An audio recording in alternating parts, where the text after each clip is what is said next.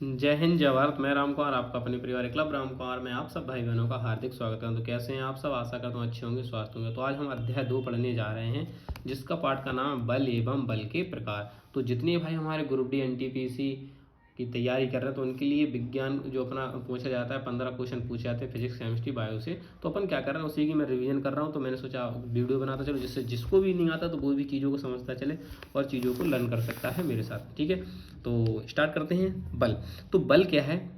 किसी बल क्या है अपना, तो मैं आपको बताना चाहता हूँ। देखो, किसी वस्तु पर खींचने या धकेलने के रूप में परिभाषित किया गया बल को।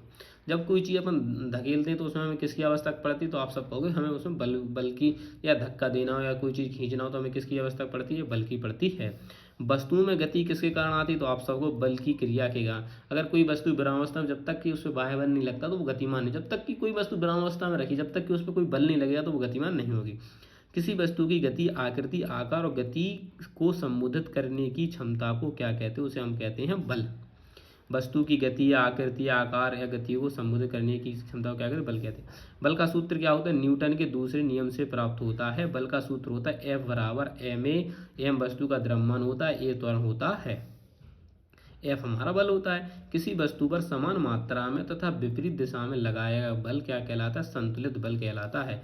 किसी वस्तु पर आसमान मात्रा में बल लगाया जाता है तथा वस्तु अधिक बल की दिशा की ओर गति करती है तो इसे कहते हैं असंतुलित बल। क्या कहते हैं बच्चों? असंतुलित बल। फिर आता है गति। गति बदलने के लिए किस बल की आवश्यकता होती है? तो असंतुलित बल की आवश्यकता होती है। खींचने या धकेलने की प्रक्रिया किस बल के कारण होती है? तो आप कहोगे असंतुलित बल के कारण होती है। अब बल कितने प्रकार के होते हैं? तो एक होता है संपर्क बल और एक होता है असंपर्क बल। बल कितने प्रकार के होते हैं? एक होता है अपना संपर्क बल और दूसरा होता है असंपर्क बल। संपर्क बलों में कौन से बल शामिल हैं? तो आप कहोगे एक होता है अपना पेशीय बल, एक घर्षण बल और ये होता है स्प्रिंग बल। और मांसपेशियों की क्रिया के कारण उत्पन्न होने वाले बल, तो आप कहोगे पेशीय बल। गति की अवस्था बदलने के लिए कौन सा बल उत्तरदायी है? तो आप कहोगे घर्षण बल। वह बल जो हमेशा विपरीत दिशा में होता है तो आप कहोगे स्प्रिंग बल। किसी वस्तु पर लगने वाले बल को मापा जाता है तो आपको स्प्रिंग संतुलन के द्वारा। गैर संपर्क बल में कौन सा बल शामिल है? तो आप कहोगे चुंबकीय बल, विद्युत स्थैतिकी बल और गुरुत्वाकर्षण बल। किसी चुंबकीय वस्तु पर चुंबक द्वारा लगाया गया बल क्या कहलाता है? चुंबकीय बल कहलाता है। एक आवेशित वस्तु द्वारा दूसरी आवेशित या अनावेशित वस्तु पर लगाया जाने वाला बल क्या कहलाता है? तो आप कहोगे वो कहलाता है विद्युत स्थिर बल। दो द्रव्यमान वाली वस्तुएं एक दूसरे को कौन सा बल लगाती हैं? तो आप कहोगे आकर्षक बल लगाती। आकर्षक बल कौन सा होता है? गुरुत्वाकर्षण बल। किसी वस्तु के पृथ्वी की सतह पर मुक्त रूप से गिरने के लिए कौन सा बल उत्तरदायी है? तो आप कहोगे पृथ्वी का गुरुत्वाकर्षण बल। पृथ्वी के चारों ओर चंद्रमा की प्रक्रिया किसके कारण होती है? तो आप कहोगे पृथ्वी के गुरुत्वाकर्षण के कारण। अब अपन पढ़ेंगे घर्षण बल। कौन सा पढ़ेंगे? घर्षण बल। तो संपर्क में आने वाली दो वस्तुओं के बीच कौन सा बल उत्पन्न होता है? तो आप कहोगे घर्षण बल उत्पन्न होता है। वस्तु की गति के विपरीत कौन सा बल होता है? तो आप कहोगे घर्षण बल होता है। वह बल जो दो वस्तुओं के संपर्क में आने पर उनकी सापेक्ष गति का विरोध करता है तो घर्षण बल या विरोधी बल कहलाता है। घर्षण बल निर्भर करता है तो आप कहोगे दो सतहों के बीच संपर्क के क्षेत्र को। तो जी अपना घर्षण बल हो गया यहाँ पे, जो अपना mg होगा, जो r अविलंब है और जो हमारी क्या है? गति। हमने इसमें घर्षण बल लगा, वो क्या होगा? गति करने लगा। जब बाईं ओर कोई बल लगाया जाता है तो घर्षण दाहिनी ओर कार्य करता है। जब बल दाहिनी ओर लगाया जाता है तो घर्षण बाईं ओर कार्य करता है। जस्ट अगर बाईं ओर लगाया जाएगा तो वो क्या? दाहिनी ओर कार्य करेगा। और अगर बल दाहिनी ओर लगाया जाता है तो वो किसी जस्ट विपरीत बाईं ओर कार्य करता है। संपर्क में आने वाली दो सतहों पर अनियमितताओं के कारण घर्षण बल होता है। अनियमितताओं की संख्या कहाँ अधिक होती? तो आपका वो खुरदरी सतहों पर होती है। क्या सतहों को चमकाने या बहुत अधिक स्नेह का उपयोग करके घर्षणों को पूरी तरह से समाप्त नहीं किया जा सकता है, क्योंकि इसमें कुछ अनियमितताएं होंगी। अनियमितताएं होंगी। बड़े पैमाने पर यदि अनियमितताओं को इंटरलॉकिंग से बचा जाए तो गति का अधिक सरल हो जाती है। जब कोई वस्तु आराम से चलना शुरू करती है तो घर्षण पर काबू पाने के लिए आवश्यक बल का माप होता है, जिसे स्थितिकी घर्षण कहते हैं। दो सतहों की अनियमितताओं के कारण क्या होता है? तो आप कहोगे स्थितिकी घर्षण होता है।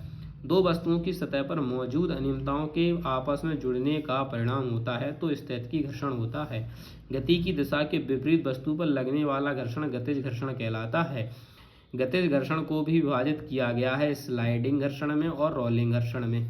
किसमें? रोलिंग घर्षण में। तो रोलिंग वस्तुओं द्वारा अनुभव किया जाने वाला प्रतिरोध रोलिंग घर्षण है।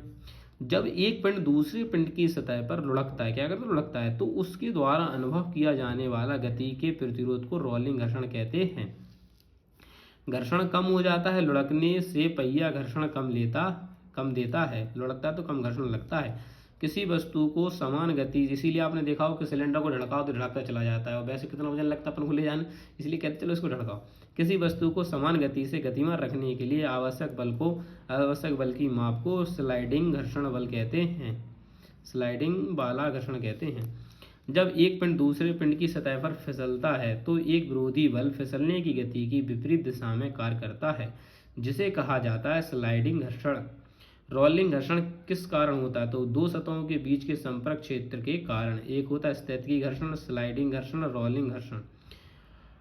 हम दो सतहों के बीच घर्षण को कैसे बढ़ा सकते हैं? संपर्क बढ़ाकर। हवा से भरे टायरों वाली साइकिल चलाना आसान होता है, क्योंकि सड़क के साथ सतह का न्यूनतम संपर्क रोलिंग घर्षण होता है। इसलिए घर्षण, जैसे आपने देखा, जब पहले हवा भरी रहती है अपन साइकिल अच्छी चलती है, साइकिल पंचर हो जाती है, फिर चलाते तो कितनी प्रॉब्लम आती है ना, तो आएगी।